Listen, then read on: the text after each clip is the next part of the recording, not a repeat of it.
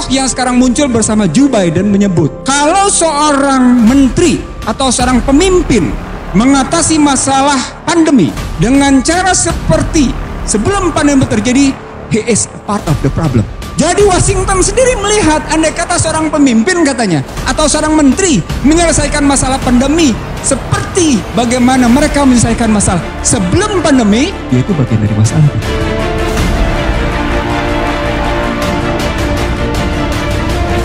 Itu berarti memang ada sekelompok orang yang begitu kuat sedang mempertahankan kepentingan kelompoknya, kepentingan dirinya. Tidak mungkin Indonesia akan mencapai damai, sejuk, tentram, dan aman. Nggak mungkin, mustahil. Seluruh peraturan perundang-undangan berbasis pada yang namanya kegaduhan. Seluruh perundang-undangan, sejak yang namanya reformasi.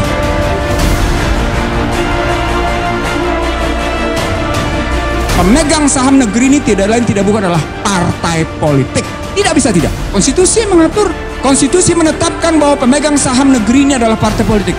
Dan ketika partai politik bisa dikooptasi oleh namanya kekuatan modal, kita bukan pemegang saham, kita adalah penumpang, penyewa negeri.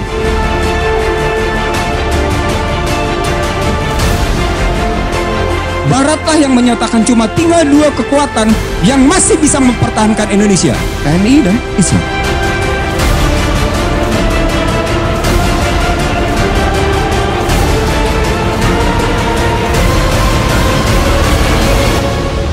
Yang pertama, saya ingin menyampaikan kalau kita melihat kita terpecah cuma pada era Joko Widodo, rasanya kurang pas. Karena dia dimulai dari tahun 56, tepatnya sejak Konferensi Meja Bundar berlanjut, kita diintervensi melalui dunia pendidikan. Bahkan sesungguhnya tentara diintervensi pada tahun 56 dengan didirikannya Seskogab dan Seskoat. Jadi kalau kita cuma melihat perspektifnya di era Joko Widodo, kurang pas. Tapi akar masalahnya sudah bermula dari KMB, diperkokoh pada tahun 56, diperkokoh lagi oleh mafia Berkeley lewat Undang-Undang Nomor 1 Tahun 67 tentang penanaman modal, yang kemudian saya menyebutnya sejak saat itu sesungguhnya Indonesia mengidap 5I. Pertama, Indonesia bersedia diintervensi, dicampur tangani oleh kekuatan modal. Yang kedua, Indonesia bersedia diinvasi oleh kekuatan modal. Yang ketiga, Indonesia bersedia di posisinya diinfiltrasi, disusupi, dan itu nampak. Yang berikutnya, Indonesia bersedia diintimidasi, kalau nggak ada modal asing lo nggak bisa ngebangun. Yang terakhir, Indonesia bersedia dimainkan nilai tukarnya lewat inflasi. Saya menyebutnya 5I. Dan itu tidak pernah bisa kita atasi hingga hari ini. Salah satu wujudnya adalah sejak kita membebaskan nilai tukar, walaupun asal-muasalnya adalah managed floating, mengambang terbatas, dan kemudian free floating, hingga hari ini kita tidak pernah bisa berdaulat tentang nilai tukar. Kita tidak pernah bisa berdaulat. Baik, saya mulai dari kacamata saya yang 5I. Salah satu hal penting yang hendak saya sampaikan, mimpi dari Rekat. Saya katakan mimpi dari Rekat adalah butir kedua. Rekat menyatakan menciptakan Indonesia yang damai, sejuk, tentram, dan damai, aman ceritanya. Saya ingin mengatakan secara legal struktural, legal prosedural, tidak mungkin Indonesia akan mencapai damai, sejuk, tentram, dan aman. Nggak mungkin. Mustahil. Seluruh peraturan perundang-undangan berbasis pada yang namanya kegaduhan. Seluruh perundang-undangan sejak yang namanya reformasi. Saya bersedia membuka satu persatu. Bahkan dalam sebuah kajian disertasi di Universitas Indonesia di Fakultas Hukum, ada sebutan sekitar kurang lebih 115 undang-undang dalam basis ekonomi yang sesungguhnya hanya mengandalkan pada persaingan bebas. Saya cuma dua undang-undang yang saya sebut sebagai berbasis untuk kemudian Indonesia tidak pernah bisa berdaulat. Undang-Undang 2499 tentang lalu lintas nilai tukar dan sistem devisa, lalu lintas devisa dan sistem nilai tukar. Yang kedua adalah Undang-Undang 2507 yang hendak saya singkatkan saja. Pada Maret 2015, ini basis kenapa kemudian kita pecah. Saya bersama Din Samsudin, Sri Edi Suasono, dan beberapa teman mengajukan gugatan ke Mahkamah Konstitusi untuk merontokkan dua undang-undang ini. Undang-Undang 2499 dan 2507. 2499 adalah lintas devisa dan sistem nilai tukar. 2507 adalah penanaman modal yang membongkar Undang-Undang 167. Sebelum saya lanjutkan ke peristiwa Maret 2015, menurut Bank Dunia, dengan basis Undang-Undang 2507 tentang penanaman modal, maka situasi perekonomian Indonesia di kebebasan investasi dan utang luar negeri mencapai sangat memuaskan. Itu penilaian Bank Dunia. Jadi Bang Dion demikian puas dengan prestasi Indonesia yang membebaskan modal luar biasa. Kalau orang membahas Omnibus Law terlepas dari 2507 adalah salah. Karena basisnya adalah Undang-Undang 2507 yang memang di era SBY sudah membebaskan segala sesuatunya. Maka cikal bakal yang dilakukan oleh Joko Widodo sekedar menyempurnakan karena akarnya dibangun oleh Susilo Bambang Yudhoyono lewat 2507 yang menterinya bernama Mari Elka Pangestu. Maaf saya sebut satu persatu karena ini yang harus dibongkar. Siapa sesungguhnya manusia yang harus bertanggung jawab untuk kemudian Indonesia porak-poranda. Anggota DPR nggak bisa bikin apa-apa. Kenapa? Karena tokoh-tokohnya masih bercokol di sana, nggak bakal bisa bikin apa-apa. Disinilah kemudian saya membagi dua masalah. Ketika kita bicara bagaimana merekatkan masyarakat Indonesia. Saya ingat betul 97, 98, 99 ketika reformasi berjalan. Salah satu statement yang saya buat adalah ketika Indonesia disusupi habis-habisan oleh Madeleine Albright dan Bill Clinton, salah satunya adalah saya melihat betapa sejumlah anak Indonesia bersedia menjadi pengkhianat. Ridwan Saidi membuktikan siapa nama-nama itu. Bahkan Ridwan Saidi menyebutnya tentang angka-angkanya. Saya pegang bukunya kebetulan. Saya tidak pegang angkanya, tapi saya tahu siapa-siapa manusianya. Nah, kerangka ini menyebut, kenapa sampai saya sebut? Saya sebut, cuma tinggal dua kekuatan masyarakat Indonesia yang membangun persatuan. Cuma tinggal dua kekuatan. Siapa itu? Kekuatan agama dan kekuatan TNI. Maka TNI berteriak, damai itu indah. Itu tahun 99. Saya yakin betul. Semua teriak TNI, damai itu indah. Saya bingung. Kemudian SBY menyebut, jangan ngebangun kegaduhan. Siapa yang berteriak kegaduhan di SBY? Tapi sekali lagi baik TNI maupun yang namanya SBY ketika cerita tentang kedamaian kegaduhan lupa bahwa fondasi untuk gaduh dan tidak damai sudah terbangun. Terbangun luar biasa dan akhirnya orang tidak pernah bisa lagi ngebongkar. Kalau tadi Jenderal Purnawirawan Remizer Triakudu menyatakan bayi sudah punya saham, itu sosiologisnya. Konstitusionalnya, legalitasnya adalah pemegang saham negeri ini tidak lain tidak bukan adalah partai politik. Tidak bisa tidak. Konstitusi mengatur, konstitusi menetapkan bahwa pemegang saham negeri ini adalah partai politik. Dan ketika partai politik bisa dikooptasi oleh namanya kekuatan modal, kita bukan pemegang saham, kita adalah penumpang, penyewa negeri ini. Saya pernah sampaikan ini di dua TV swasta, salah satunya Kompas, lainnya ada Trans TV.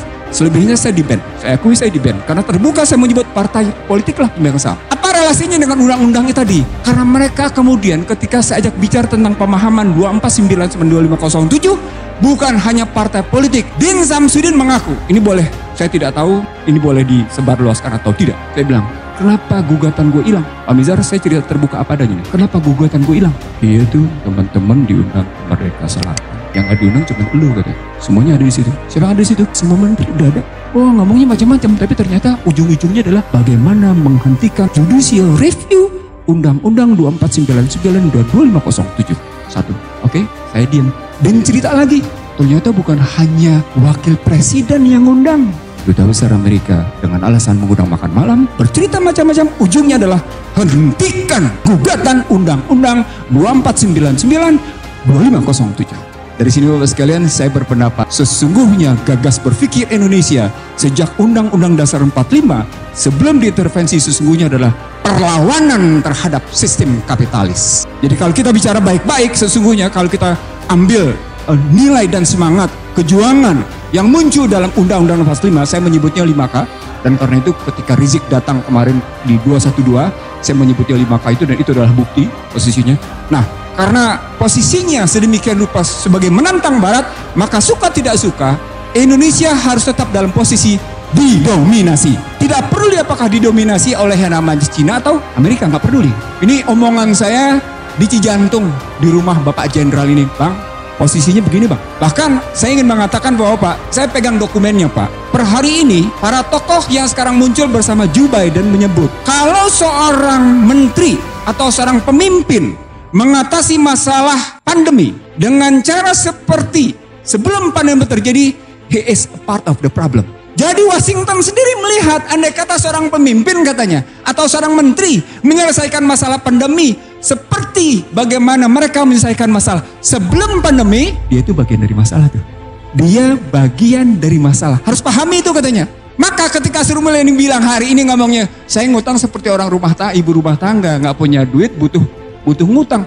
itu dia bagian dari masalah. Itu bukan omongan saya, itu omongan pertama. Omongan kedua, saya cuma ngambil perspektif eksternal dan internal sedikit. Setelah yang namanya pergeseran dari bipolar ke multipolar, menjadi unipolar, balik ke multipolar, per hari ini, namanya Washington sudah tidak lagi berpikir tentang multipolar. Mereka sudah mengambil pola quadripolar. Quadripolar adalah negara dikotakkan oleh 4 masalah. Puncaknya adalah VUCA. VUCA adalah volatile, uncertainty, kompleks, ambigu. Ujungnya adalah pandemi. Kalau Bang Ridwan tadi ngomongnya soal itu medis dan non medis, saya ingin mengatakan, saya pakai masker karena saya menghormati Bapak Ibu sekalian. Tapi dalam perspektif saya, sebagaimana tulisan saya 27 Januari 2020, ini pekerjaan di mana pertarungan antara the smallest and the secret society belum selesai melawan Cina.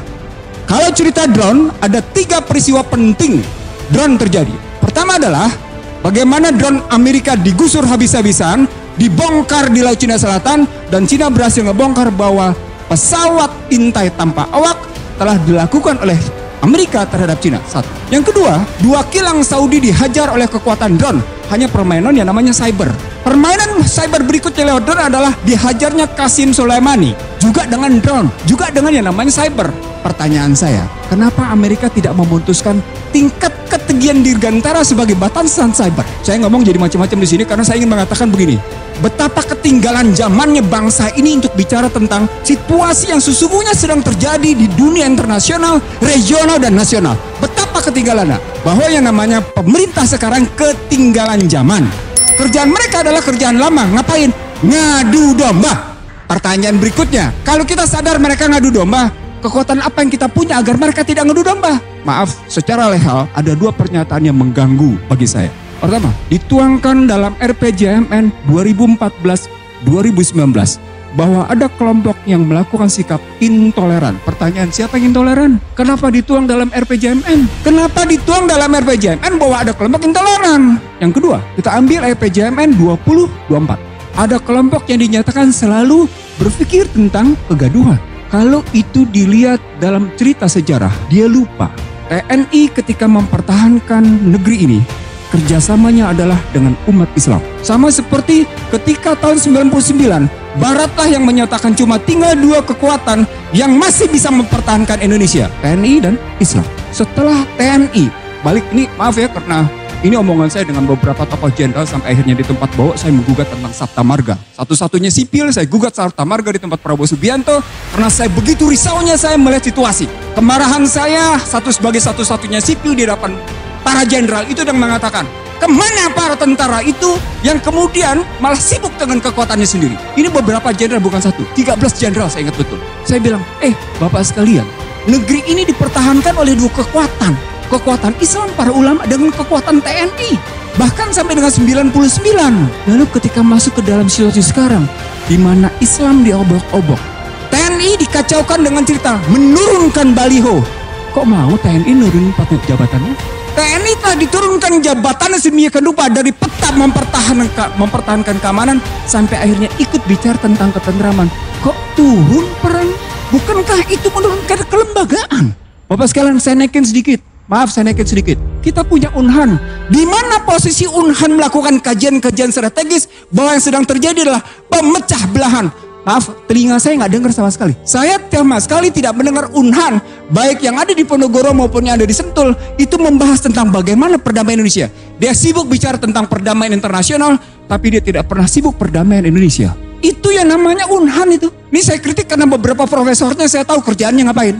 Maaf, terus terang ada kemarahan dalam dada saya begitu melihat situasi yang sedang sekarang terjadi.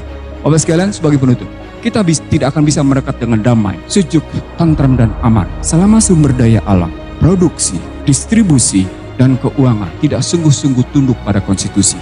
Ini ujungnya tidak akan pernah. Termasuk soal cyber. Saya belajar sedikit cyber dari sahabat saya, Profesor Marsudi. Saya harus umumkan. Saya tahu persis cara berpikir dia objektif. Cara berpikir sahabat saya satu ini objektif. Jadi, kalau kita berpikir sampai sejauh itu, maka sesungguhnya yang disebut dengan proxy and neocortex war, dia berarti ibarat orang bodoh masuk ke kancah peperangan. Dia punya senjata paling konvensional sampai dengan senjata paling mutakhir. Itulah neocortex war dan proxy war. Untuk orang tertentu orang-orang tertentu dia pakai senjata paling mutakhir. Bapak sekalian, saya tidak bicara di tempat ini. Saya bicara di lembaga penegak hukum. Joko Widodo sukses mengamankan dirinya lewat COVID-19. Itu saya sampaikan bulan Januari 2020 dan ternyata dilakukan. Apa artinya? Sesungguhnya dia mengidap kegagalan. Sayangnya ketika pada Januari 2017 Rizik Muhammad Syihab mengundang untuk rekonsiliasi dan berdialog, hingga hari ini dia tolak. Saya tidak tahu apakah itu yang namanya Joko Widodo yang menolak atau timnya, saya tidak tahu. Tapi yang catatan saya sejak yang namanya Juni 2017 hingga hari ini sesungguhnya seorang Rizik Muhammad Syihab itu sesungguhnya itu mengundang untuk terbuka berdialog. Dalam dialog saya misalnya dengan Rizik misalnya di Mekah, ayo kita dialog untuk rekonsiliasi. Dalam pandangan saya itu berarti, kalau dalam buku saya menyebut ada 7 variabel, itu berarti memang ada sekelompok orang yang begitu kuat sedang mempertahankan kepentingan kelompoknya, kepentingan dirinya. Saya jawab Bapak sekalian, apa itu? Ternyata secara akademik saya berhasil membuktikan Undang-Undang HIP tidak variabel tunggal. RUU tentang HIP bukan variabel tunggal. Dia punya riwayat panjang yang kemudian nih dalam roadmap-nya, saya coba bangun roadmap-nya, terbukti. Itu berarti kita masih punya tantangan. Kita punya tantangan besar. Bagaimana menghentikan Eka Sila ini? Jadi bukan cuma sekedar seperti Abah bilang, menjadi butir tasbih, tapi salah satu tugas kita yang hadir di sini adalah menghentikan bagaimana Eka Sila ditegakkan. Bagaimana ketuhanan yang Maha Esa berkeadapan itu diubah menjadi sebuah kegotong royongan. Kita punya tantangan konkret. Dan saya yakin kita mau menjawabnya. Karena kita tidak mau diperbudak oleh kekuatan materi belakang. Terima kasih. Assalamualaikum warahmatullahi wabarakatuh.